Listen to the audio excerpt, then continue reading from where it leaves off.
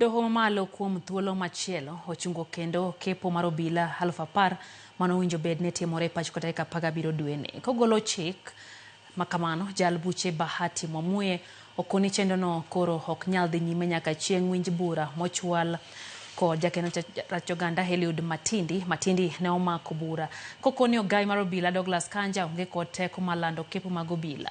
Doho bende ogolo chik ne Matindi mondo ochwal ne joma omaknegi bura oboke manyiso ni odonjnegi kod manyiso chike mowuok e doho tich adek mar jumani.